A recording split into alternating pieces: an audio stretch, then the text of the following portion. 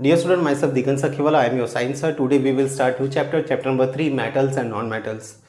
Dear student, in day-to-day life we find so many metals and non-metals, like we use gold and silver as an ornament because it is a not reactive metal. It is a noble metal. It will not react with the atmosphere easily, so we can use as a ornament.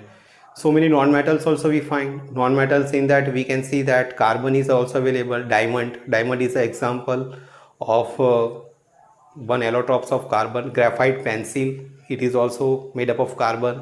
Okay, so they are example of non-metal.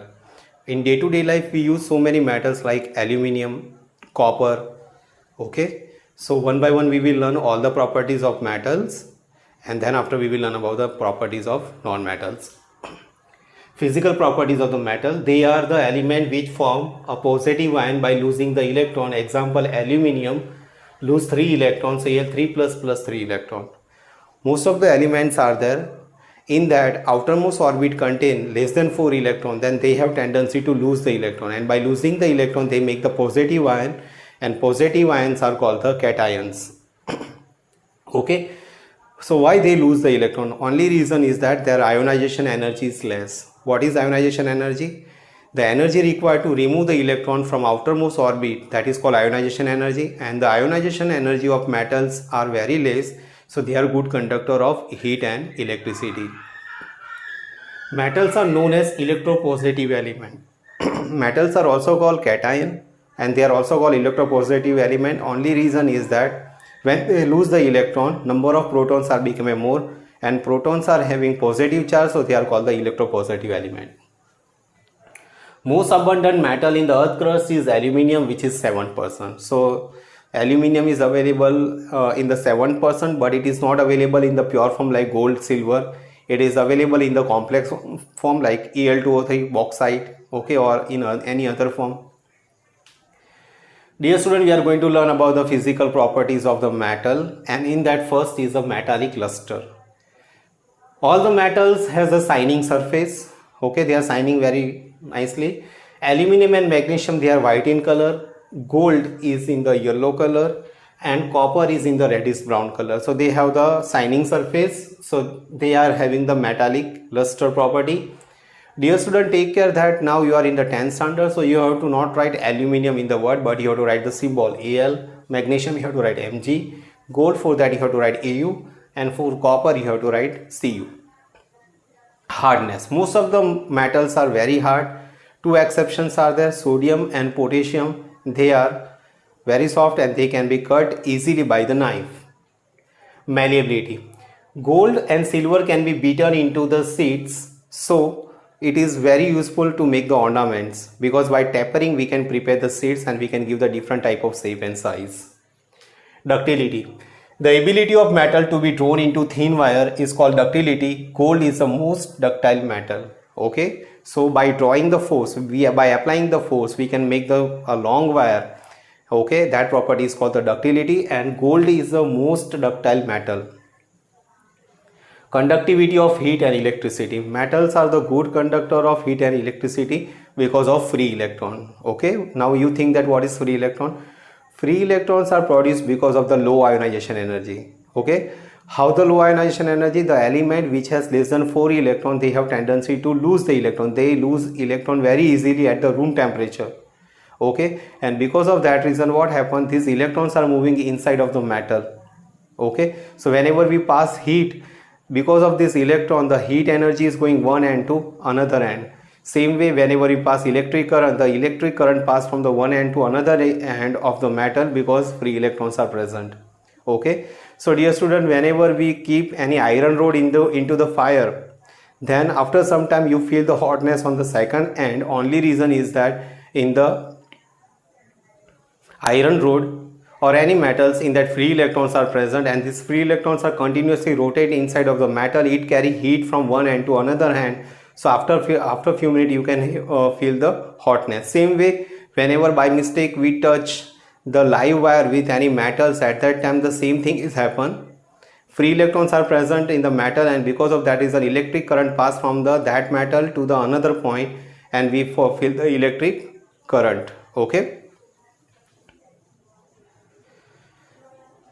Metals are good conductors of heat and electricity. They have high melting point, so they are not easily converted into liquid form. Silver and copper are the base conductor of heat and electricity. Mercury is a bad conductor of electricity. Dear students, silver is base conductor of electricity, so it is used in some satellite to make some circuit. As well as mercury is a bad conductor. It is used in the thermometer. Sonority. Whenever we are going in the temple, then there is a bell are there. When we strike the bell, then sonorous sound is produced. Okay, this is also one property of a metal. Metals are sonorous, that is, they produce a sound on striking a hard surface. State at room temperature. Most of the metals are available in the solid form at the room temperature, but exception in that sodium and potassium at high temperature they convert into liquid form and their densities are decreased. Second thing is mercury. Mercury is available in the liquid form. Dear student, we are going to learn physical properties of the non-metal. First, we will understand what is called non-metal. Non-metal are those elements which are having more than 4 electrons in outermost orbit. Okay, so they have no tendency to lose the electron, they have tendency to gain the electron. So many non-metals we find our day-to-day life. We find so many allotropes of carbon. Okay, carbon has 3 allotropes. One is graphite, that is used in the pencil, diamond, that is used in the jewelry, another is fullerene. Fullerene is present in the kajal. Okay, so that is the example of non-metal. Other non-metals are also there, like onion, in that sulfur is present. Okay, so we will learn more in detail about the non-metal. Non-metals, all those elements which form negative ions are by gaining electron are called non-metal. For example, oxygen gain 4 electron and they make the oxide. All the non-metal has tendency to gain the electron. Only reason is that they have the property of electron affinity. Now what is electron affinity? The energy produced by adding the electron in any element, that is called electron affinity. So because of that reason, all the non-metals, they are electronegative, they make the negative ion. Example is oxygen. One oxygen need 2 electrons to complete the octet. Here 2 oxygen are there, they need 4 electrons. So by gaining 4 electrons, 2 oxygen gain 4 electrons, they make the 2 mole of oxide ion. This is called oxygen and this one is called the oxide. Non-metals are known as electronegative elements because they can form negative ion by gaining the electron. All non-metals have tendency to gain the electron. When they gain the electron, number of protons are become a less and number of electrons are become a more, and because of that reason what happens, all the non-metals are called electronegative ion, or they are also called anions. Exception: hydrogen, H plus ion, and H minus ion, that is called hydride ion. H plus ion is also called proton because H plus ion, in that only one proton is present, electron is absent, but this is the only assumption according to Arrhenius theory. So H plus ion, it shows the property of metal because it loses the electron. H minus, it has also tendency to gain the electron, it is called hydride ion. Physical properties of non-metal. Most of the non-metal has the opposite property of metal. Okay, non-metals are neither ductile nor malleable, so we cannot prepare wires or we cannot prepare the seats. Okay, because we cannot taper them. They are either solid or gas except bromine, which is liquid at room temperature. Okay, so here most of the non-metals are available in the solid form or gaseous form. Only bromine is available in the liquid form. They are bad conductors of heat and electricity except graphite, which is a good conductor.